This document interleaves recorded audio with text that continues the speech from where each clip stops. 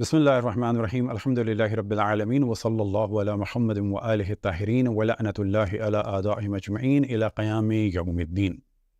Engineer محمد علی مرزا صاحب نے ایک گفتگو فرمائی اور بہت ہی غیر منطقی گفتگو اور ناشائستہ گفتگو۔ دعویٰ تو ان کا یہ ہے کہ نہ ہم وہابی ہیں، نہ بابی ہیں اور علمی کتابی ہیں، لیکن جو انہوں نے گفتگو فرمائی اس میں دونوں چیزیں نظر آئیں۔ وہابیت کا بھی جلوہ نظر آیا اور بابوں کے دفاع کا بھی جلوہ نظر آیا۔ لہٰذا تدریجاً جو انہوں نے موضوعات ڈسکس کیے اسی کے حساب سے ہم بھی موضوعات کو ڈسکس کریں گے۔ سب سے پہلے انہوں نے کچھ کلپ لگائے معاویہ کے ذکر کے بارے میں، اور جو ان کی روش ہے کہ جس میں وہ یہ ظاہر کرنا چاہتے ہیں کہ ہم بنو امیہ اور معاویہ سے دوری کا اظہار کر رہے ہیں اور اس کے بدلے ظاہر کچھ گیو اینڈ ٹیک ہو تو ہم لوگ کچھ اور لوگوں کا ذکر چھوڑ دیں۔ تو یہ ہم پہلے بھی ڈسکس کر چکے کہ اگر کوئی شخص شیطان سے برات کا اظہار کرتا ہے تو ہم پر احسان نہیں کرتا، وہ اپنے اوپر احسان کرتا ہے، اپنے مذہب پر احسان کرتا ہے، اپنے مکتب پر احسان کرتا ہے۔ اگر کوئی بنو امیہ اور معاویہ سے اظہار برات کر رہا ہے تو ہم پر کوئی احسان نہیں، اور اگر اس کے بدلے کوئی ہم سے قیمت چاہے کہ ہم کسی اور سے اظہار برات چھوڑ دیں تو کبھی بھی علمی معاملات میں گیو اینڈ ٹیک نہیں ہوتا، بارگیننگ نہیں ہوتی، دلائل کی گفتگو ہوتی ہے۔ اپنی گفتگو میں انہوں نے شیعوں کو غالی بھی کہا، رافضی بھی کہا، اور ان پر ویڈیو بنانے والوں کے لیے انہوں نے ان کو چوہا بھی کہا۔ دعویٰ تو ان کا یہ ہے کہ میں بہت براڈ مائنڈڈ ہوں، سافٹ اسپوکن ہوں، لیکن ظاہر ہے کہ انسان جن لوگوں کو مانتا ہے وہ لوگ ہیں کہ جنہوں نے رسول اللہ صلی اللہ علیہ وسلم کو ہذیان کی نسبت دی، بکواس کی نسبت دی، حجر کی نسبت دی، اور گاہے بگاہے وہ رسول اللہ صلی اللہ علیہ وسلم کی مخالفت بھی کرتے تھے، انہی کے سامنے حتیٰ خواتین کو بھی مار دیتے تھے۔ تو ظاہر ہے جب ان لوگوں کا دفاع کیا جائے گا تو ان کا مزاج لا محالہ انسان اڈاپٹ کرے گا۔ تو اس بات پہ تو نہ ہمیں کوئی تعجب ہے اور نہ شکوہ ہے، لیکن سوال یہ کرتے ہیں ہم آپ سے کہ یہ جو آپ نے کسی ایک کو، ممکن ہے آپ آخر میں کہہ دیں گے میں نے کسی ایک فرد کو کہا، تو ہم یہیں سے شروع کرتے ہیں۔ کسی ایک فرد کو اگر آپ نے غالی کہا یا کسی ایک گروہ کو غالی کہا تو ہم آپ سے سوال کریں گے کہ غالی کیا مسلمان ہوتے ہیں؟ کیا ان کی کوئی سزا ہے یا نہیں ہے؟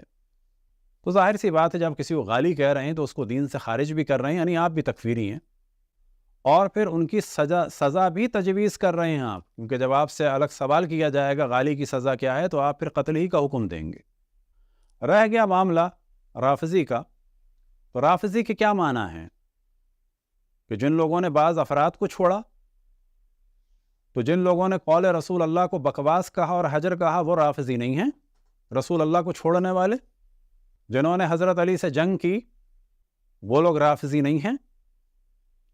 اگر وہ جنگ کر کے اور گالیاں دے کے اور لعنتیں بھیج کر اور قتل عام کر کے اصحاب کے سروں کے بال نوچ کے، چہروں کے بال نوچ کے، داڑھی اور پلکوں اور بھووں کے بال نوچ کے مسلمان ہیں، بیت المال پہ قبضہ کر کے اور بیت المال کے 40 معصوم افراد کو قتل کر کے اگر کچھ لوگ مسلمان باقی رہتے ہیں، اور 36,000 یا 70,000 سے 1,10,000 تک لوگ جو جنگوں میں قتل کروا کر بھی مسلمان باقی رہتے ہیں اور رافضی نہیں ہوتے، تو پھر اگر مولا علی کے جو اصحاب میں سب سے افضل ہیں، اہل بیت میں سب سے افضل ہیں، اور آپ کے اعتبار سے چوتھے خلیفہ ہیں، جب ان پر لعنتیں بھیج کے اور جنگ کر کے لوگ کافر بھی نہیں ہوتے، رافضی بھی نہیں ہوتے، تو ان سے پہلے والوں سے جو جنگ بھی نہ کریں، فقط ان کی مخالفت کریں یا ان کے کام کو غلط کہیں، تو وہ کیسے کافر ہو جائیں گے، وہ کیسے رافضی ہو جائیں گے؟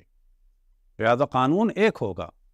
چوتھے سے جنگ کر کے اگر انسان مسلمان رہے گا اور رافضی نہیں ہوگا، اور تیسرے کے قتل کا حکم دے کے اقتلوا الناس فقد کفر کہہ کے بھی اگر کوئی خاتون تیسرے خلیفہ کے قتل کا حکم دے کر بھی وہ نہ رافضی ہوں نہ دین سے نکلیں، تو پھر باقی دو کے لیے یہ نیا حکم کہاں سے آیا؟ اب آپ پر اعتراض کرنے والے چوہے ہوں یا شیر ہوں، یہ تو اللہ بہتر جانے، آپ کو کیا نظر آتا ہے، یہ ڈیپینڈ کرتا ہے آپ کی سوچ اور آپ کی بینائی پر۔ آپ نے کلپ لگایا لاہور کے ہمارے ایک عالم کا جو دیوبندی نظریات کو پھیلا رہے ہیں، جس مکتب سے آئے تھے وہاں واپس چلے گئے، ان کی باتیں تو انتہائی غیر منطقی ہیں. ان میں اگر عقل و شعور نہیں ہے تو آپ تو عقل و شعور استعمال کریں. وہ اگر یہ کہہ رہے ہیں کہ مولا امیر المومنین نے پہلے 3 خلفاء سے جنگ نہیں کی تو پھر ان کے بارے میں ڈسکشن نہیں کیا جا سکتا یا انہیں کچھ نہیں کہا جا سکتا. تو پھر ان سے سوال کیا جائے کہ مولا امیر المومنین نے جناب عائشہ سے اور معاویہ سے جنگ کی تھی، تو اس کا مطلب ہے کہ ان کو کہا جا سکتا ہے. وہ یہ فرما رہے ہیں کہ علی جانتے تھے کہ اپنوں سے جنگ نہیں ہو سکتی، تو پھر یہ دونوں اس کا مطلب ہے اپنے نہیں تھے. یعنی جو کچھ وہ ان کے لیے طلب کر رہے ہیں اس کا مطلب ہے ان کے لیے طلب نہیں کر رہے. لیکن حقیقت یہ ہے کہ مولا امیر المومنین نے اور سب سے بڑھ کے رسول اللہ صلی اللہ علیہ وآلہ وسلم نے کبھی بھی کسی سے جنگیں نہیں کی، ان پہ جنگیں مسلط کی گئیں. مولا امیر المومنین نے پہلے 3 خلفاء کے دور میں بھی ان کو مشورے بھی دیے دین کو بچانے کے لیے، اور بعد والوں کے ساتھ بھی وہ یہی کرتے. ان لوگوں نے جنگ کی، جنگ حضرت عائشہ نے کی، جنگ معاویہ نے کی، جنگ خوارج نے کی. اب یہ کہنا کہ وہ دکھی تھے، تو انبیاء اور ائمہ کبھی بھی کسی انسان کے قتل پہ خوش نہیں ہوئے. ان کا کام ہی ہدایت تھا. وہ یہ چاہتے تھے کہ تمام انسان ہدایت پائیں. لہذا انبیاء جب عذاب نازل ہوتا تھا قوموں پر، اس پر بھی خوش نہیں ہوتے تھے، محزون ہوتے تھے، کیونکہ وہ چاہتے تھے کہ یہ ہدایت پا جائیں. لہذا مولا امیر المومنین نے بھی ہمیشہ ہدایت کا کام کیا. رہ گیا معاملہ یہ کہ جنگ کیوں نہیں کی، یہ رسول اللہ صلی اللہ علیہ وآلہ وسلم کا انہیں حکم تھا. اور اگر وہ جنگ کرتے تو ایک مثال آپ کے لیے کافی ہے کہ جناب عائشہ نے جنگ کی، جو عالم اسلام کی پہلی جنگ تھی، جس میں 10,000 سے زیادہ، 10,000 سے لے کے 36,000 تک لوگ قتل ہوئے. پھر معاویہ نے جنگ کی مولا امیر المومنین سے، جس میں 70,000 سے لے کر 1,10,000 تک کا فگر ہے لوگ قتل ہوئے. جنگ ان لوگوں نے کی، یہ لوگ باغی تھے، یہ لوگ رافضی تھے. لیکن 1 صدی کے قریب مولا امیر المومنین کو برا کہا گیا، ان پہ لعنتیں بھیجی گئیں. تصور کریں کہ اگر مولا امیر المومنین ان سے خود جنگیں کرتے تو کیا ہوتا، اور اگر پہلے والوں سے جنگیں کرتے تو کیا ہوتا. آج وہ جو نظریات اور وہ جو اسلام کا دفاع مولا امیر المومنین نے فرمایا، وہ جو صحیح توحید دی، وہ سب کچھ ان دیگر مذاہب اسلامی میں نہ ہوتی. آج مولا امیر المومنین کو آپ چوتھا خلیفہ بھی نہ مانتے. آج ہمارے درمیان، آپ کے درمیان یہ بحث ہوتی کہ وہ مسلمان تھے بھی کہ نہیں تھے. ابان ابن ابی عیاش کی ان کے بارے میں تفصیل سے ڈسکشن ہوگا. کیا جناب سیدہ کی مظلومیت کی ایک ہی روایت ہے جو ان سے نقل ہوئی ہے؟ یہ بالکل ایک مغالطہ ہے. اور اگر مان بھی لیا جائے کہ ان کی پسلیاں نہیں ٹوٹی، تو جس شخص نے ان کو دھمکیاں دیں یا ان کو ڈرایا یا ان کے گھر کا محاصرہ کیا، یہی اس شخص کے باطل ہونے کے لیے کافی ہے. اب یہ جو آپ نے فرمایا کہ ایام فاطمیہ MI6 کی سازش ہے اور یہ بدعت ہے، تو پہلے تو آپ سے سوال کریں کہ یہ جو آپ نے لفظ بدعت استعمال کیا، یہ وہی آپ نے وہابیوں والی زبان استعمال کی ہے کہ جو بھی چیز نئی نظر آئے تو وہ بدعت ہے؟ یا بدعت اس معنی میں ہے کہ اللہ اور رسول کی جانب اگر کسی چیز کی نسبت دے کے اس کو دین بنایا جائے، ادخال الشیء فی الدین ما لیس فی الدین، تو آپ نے تو اس وقت بالکل وہابیوں والا لب و لہجہ استعمال کیا اور ایک نئی چیز کو بدعت کہہ دیا. بعض واقعات ہوتے ہیں اور ممکن ہے ان کے ایام نہ منائے جاتے ہوں، لیکن ایام فاطمیہ منایا جاتا تھا. ہاں، ایک دن ایسا ہے کہ جو منانا پڑے گا، صرف بتانے کے لیے کہ واقعہ ہوا ہے، دن نہیں منایا گیا. اور وہ دن ہے یوم الخمیس. وہ دن کہ جس دن رسول اللہ صلی اللہ علیہ وآلہ وسلم کو عصیان اور بکواس کی نسبت دے کر فرقہ بنایا گیا اور وحی کا انکار کیا گیا. وہ دن کہ جس دن کو یاد کر کے جلیل القدر صحابی حبر الامت حضرت ابن عباس گریہ فرماتے تھے، اور ان کا قول تو حجت ہے، صحابی ہیں، اور وہ گریہ فرماتے تھے. رسول اللہ صلی اللہ علیہ وآلہ وسلم پیر کے دن دنیا سے رخصت ہوئے، اور اس سے پہلے جو جمعرات تھی اس دن یہ واقعہ ہوا. اور اس دن کو یاد کر کے حضرت ابن عباس گریہ فرماتے تھے اور کہتے تھے الرضیہ کل الرضیہ، مصیبت اور پوری کی پوری مصیبت جو دین پر آئی وہ اس دن آئی کہ جس دن رسول اللہ صلی اللہ علیہ وآلہ وسلم کی بارگاہ اقدس میں یہ جسارت ہوئی۔ اب یہ دن منایا جاتا ہے؟ نہیں منایا جاتا۔ حضرت ابن عباس تو مناتے تھے، وہ اس دن کو یاد کر کے روتے تھے ہر سال۔ ہاں، اب کیونکہ آپ نے اس کام کو بدعت کہہ دیا تو انشاءاللہ اہل سنت کے حساب سے 12 ربیع الاول رسول اللہ صلی اللہ علیہ وآلہ وسلم کی یوم شہادت، یہ یوم وفات ہے، تو اس سے پہلے جو جمعرات آئے گا انشاءاللہ اس کو ہم یوم الرضیہ کے عنوان سے منائیں گے، کیونکہ یہ سنت تھی حضرت ابن عباس کی۔ اور شیعوں کے حساب سے 28 سفر ہے، تو 28 سفر سے پہلے جو جمعرات ہوگی، کیونکہ 4 دن پہلے تو ہمیشہ جمعرات نہیں ہوتی، لہٰذا جو بھی پہلی جمعرات ہو، چاہے 2 دن پہلے 3 دن پہلے، انشاءاللہ اس میں یوم الرضیہ منائیں گے۔ تو کیا یہ بدعت مانی جائے گی؟ نہ۔ بس ایام فاطمیہ بھی بدعت نہیں ہے، یہ 1000 سال سے زیادہ اس کی پرانی تاریخ ہے۔ تمام علماء امامیہ نے جناب سیدہ سلام اللہ علیہا کی شہادت کا ذکر کیا۔